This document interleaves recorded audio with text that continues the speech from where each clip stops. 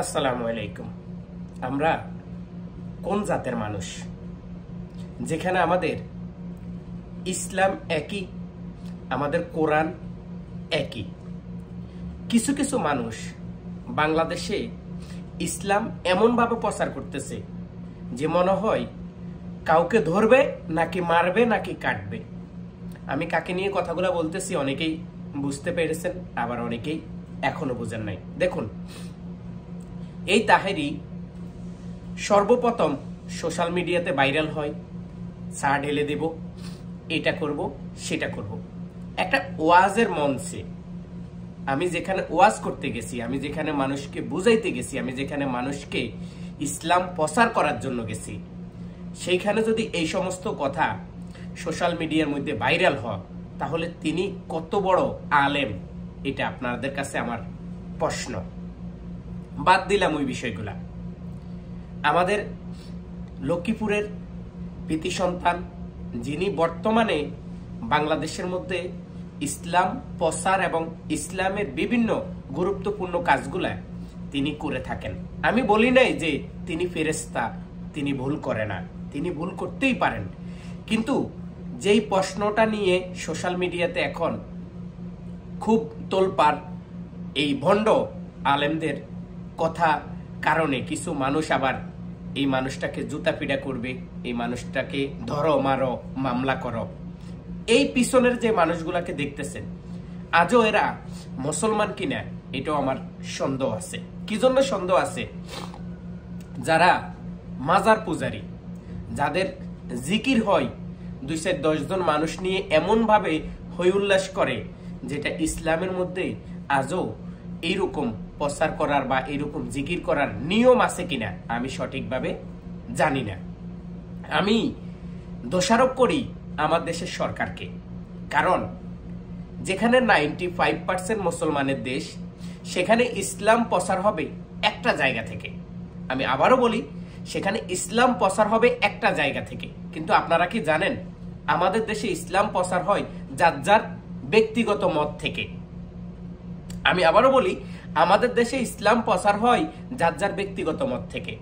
আপনি শেখ একরকম ইসলাম প্রচার করে, তাহিরি আরেক রকম ইসলাম প্রচার করে, বাইতুল মোকাররমের খাদেম একরকম ইসলাম প্রচার করে, মামুনুর রশিদ একরকম ইসলাম প্রচার করে, মিজানুর রহমান একরকম ইসলাম প্রচার করে, দেলোয়ার হোসেন সাইদি একরকম ইসলাম প্রচার করে। তাহলে এই দেশের মানুষ কাকে বিশ্বাস করবে?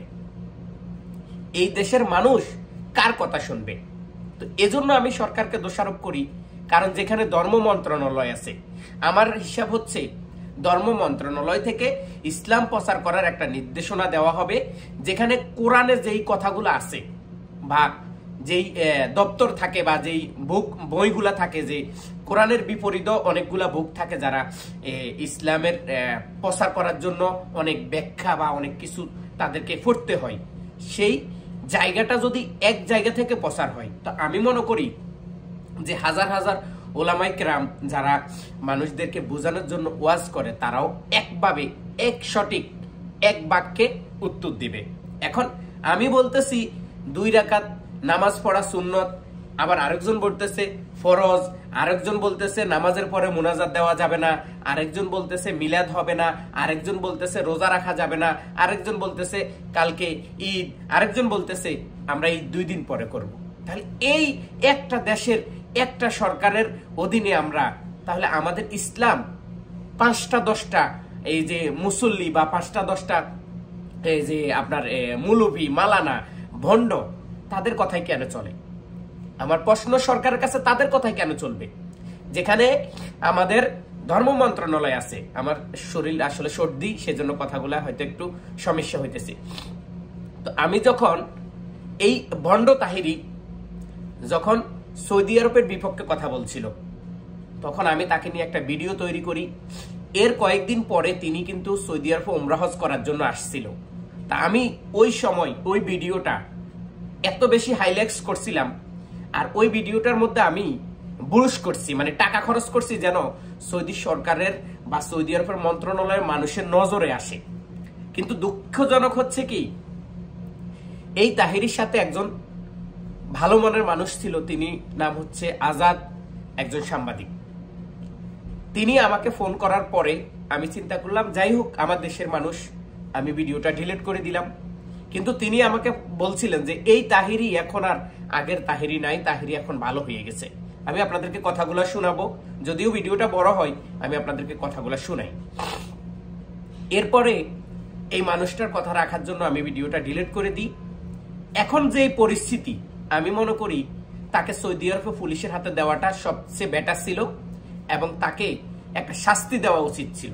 কারণ একজন ভালো মানুষ, আমি বলি না ভালো মানুষদের অন্যায় করে না, কিন্তু এইভাবে অন্যায় করে না।